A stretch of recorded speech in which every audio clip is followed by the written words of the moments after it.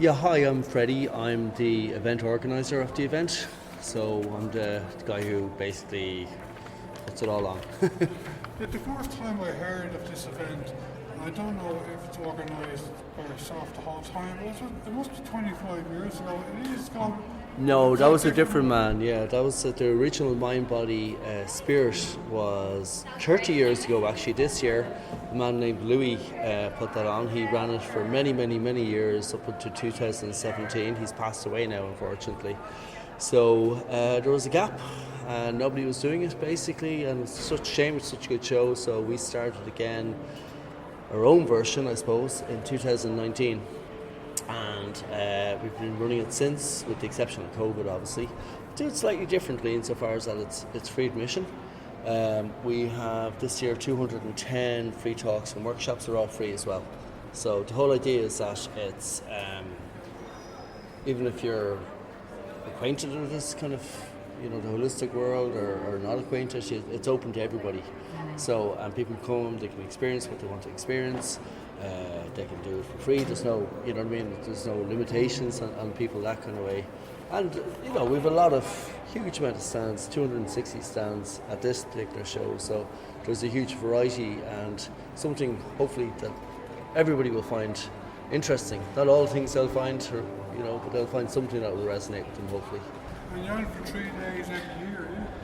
Yeah, so it's the Friday. This is just our setup day, really. So Fridays are always very quiet, but tomorrow's our main day, Saturday and Sunday, and we're open from 10 to 7 from then. So yeah, it's normally 2.5 days each year, and we'd normally be in Hall 4 around September, but this year we brought it forward, and we're in the bigger hall this year, so hopefully it goes well. It's great to raise it's free of charge to get it. Yeah, 100%. Yeah, no, I think that's should be.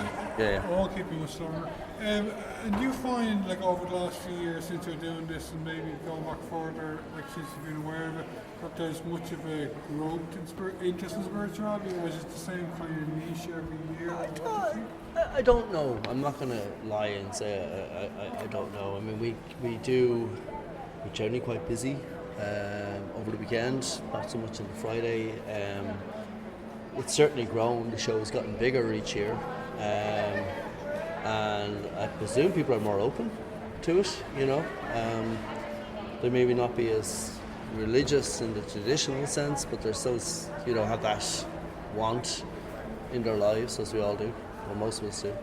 And I mean, it's part of it. It's part of that overall thing, people's own spirituality, I presume. Which way they approach that and find that.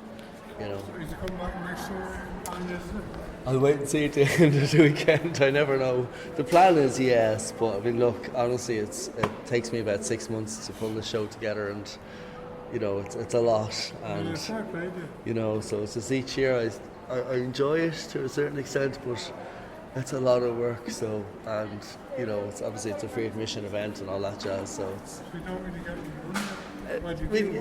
A bit, but not what you'd expect for a show that size, So I'd say added up probably well below minimum wage. But it doesn't matter. It's a great show, though. It's a cool show and people enjoy it, and hopefully it's a great show. It is a great show. Yeah, fair play to you for doing it. No Spending so much time doing it.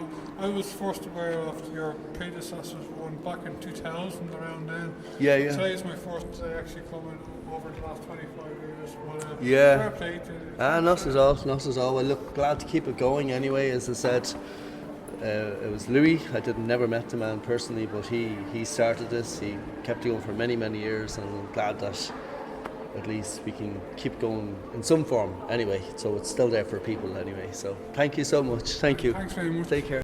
My name is Ella and I work in Dervish Holistics. We sell crystals, crystal jewellery and decks, and then we also sell kind of items like sage and incense. Dervish, that's the shop, isn't it? Near George Street, I think. Yeah, it's on Angel Street, that's it. How's the shop going nowadays?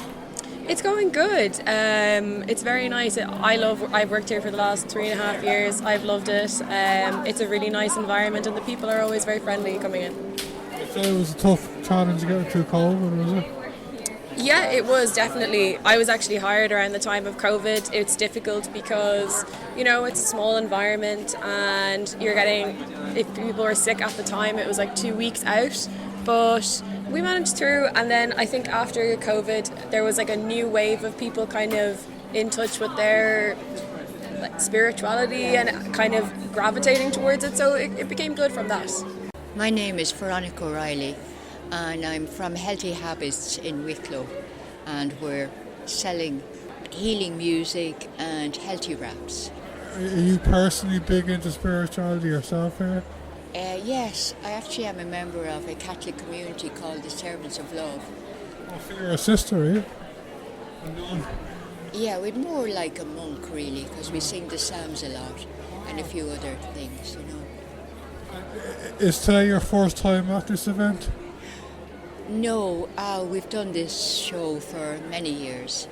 And you got a good response here? Yeah, we get a very good response. It's usually very good. Some of the people that come know us for years.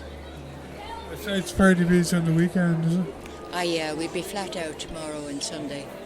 I'm looking forward to Monday when I can relax. Well, my name is Rena Chapman, and I work with Freddie Roberts for the last, dare I say, 16, 18 years. And I just travel the country with him whenever I can. Doing the fairs, I make a lot of feathers, and I love all the healing stalls, and I love all the crystal stalls. It's just wonderful. It's a lovely way to go about the country to socialise in that, You have some lovely rings here, don't you?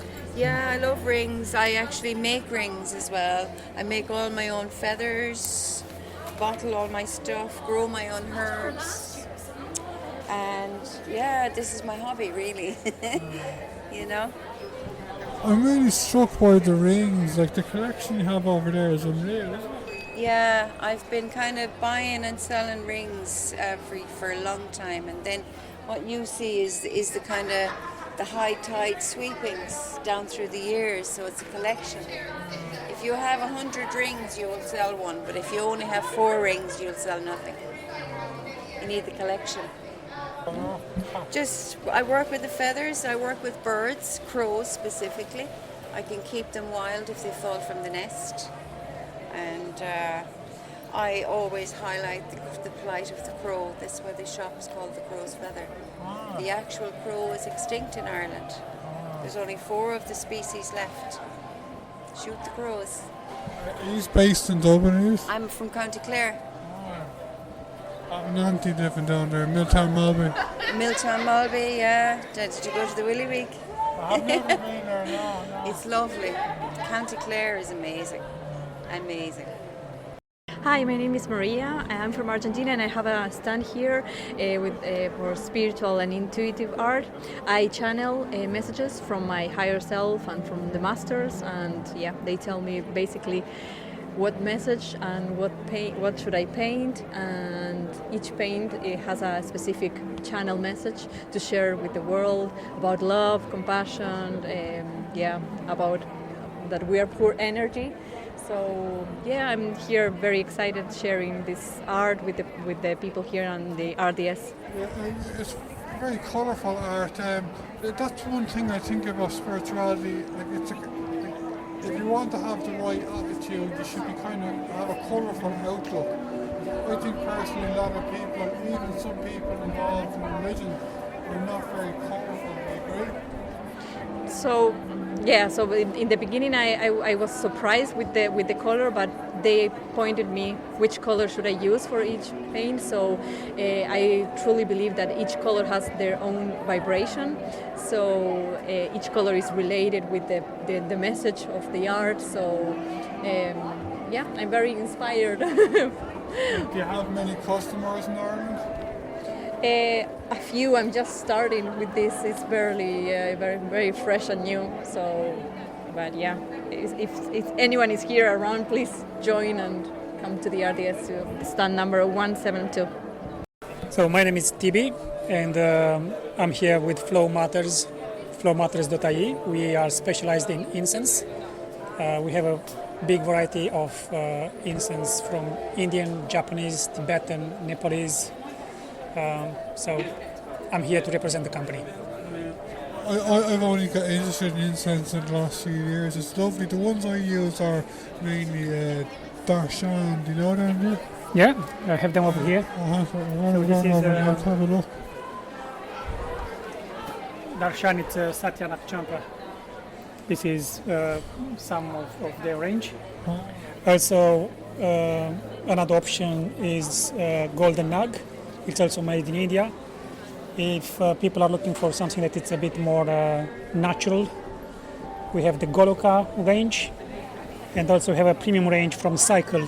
Cycle is a company that's been making incense in India for about 50 or 60 years. They're kind of very well known over there. And also for a more modern taste, we have Tales of India and Noor range. Again, everything it's very well priced, good value, and really big variety. Incense, I find it very therapeutic, isn't it? Yeah, that's true. It's part of many cultures' culture, religion. So rituals, they use it for purifications as an offering, for meditation. Speaking about meditation, the Tibetan incense is made by, monks or people that have dedicated their life to making incense. And usually they say a certain prayer for a certain type of incense, so they pass on the message.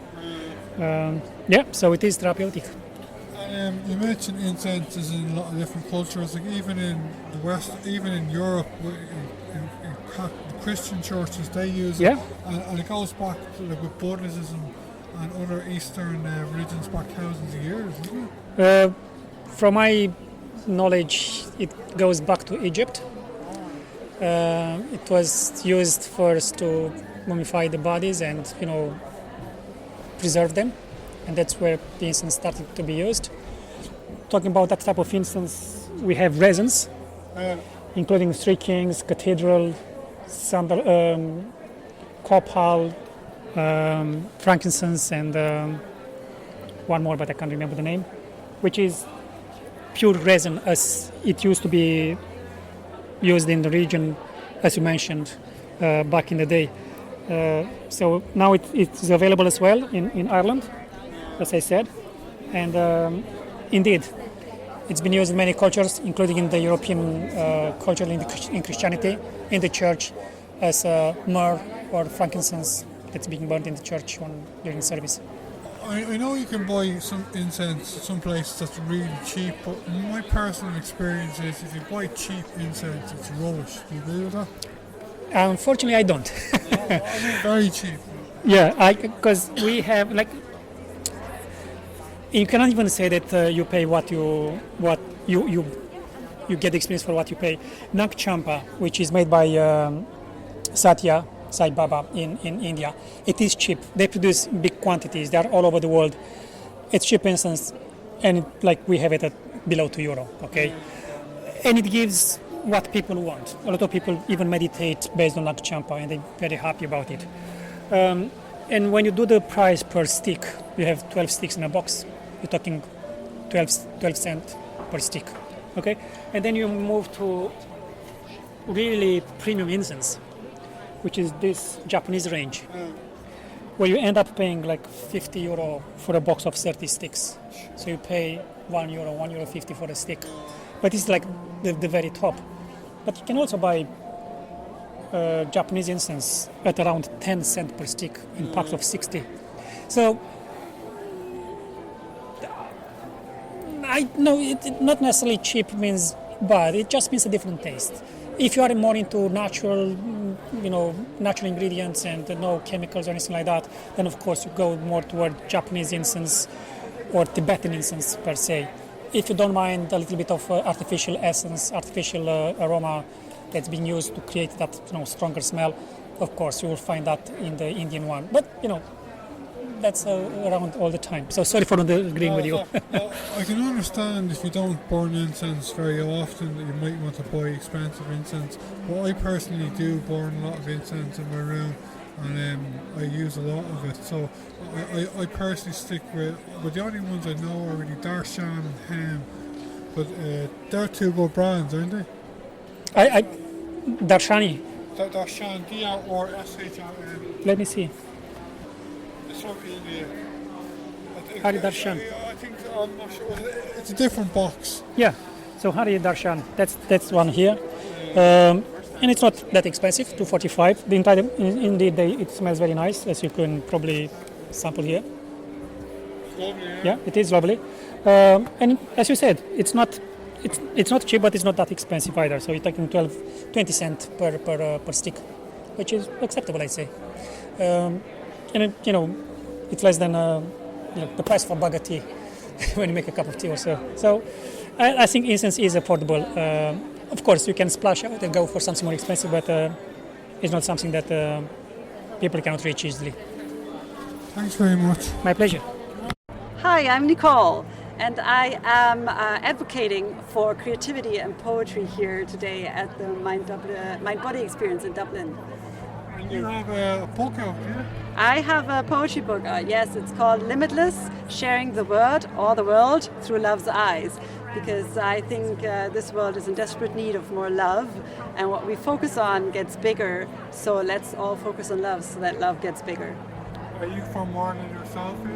Am I what? Are you from Ireland yourself? No, I'm originally from Germany, and I moved to Ireland almost 1.5 years ago. And I came here to enjoy this beautiful country. Do you like it? I love it. I love every part of it.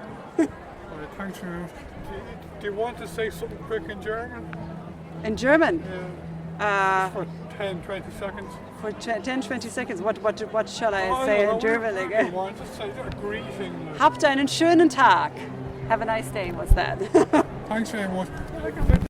Hi, I'm Georgie, and I run the business Angelic DNA Jewelry. I make unique jewelry incorporating human and pets DNA, which is ashes, hair, breast milk, anything dear to people. And you make jewelry, is it? Jewelry and ornaments, yes. All right. Is this kind of for people who have died, right? It's for people who have died that I'm using cremation ashes or hair, but it's also for cherishing the good moments with our loved ones. So I'm using breast milk, hair, umbilical cord for those who are alive. Is this a new practice around the world? I've never heard of it before. I am Ireland's first who brought this to Ireland, yes. So it is a new concept for Ireland, but it's very common in different countries. Do you get many customers in Ireland? It's okay, I can say, yeah. I'm happy with the number of clients, I guess, yeah.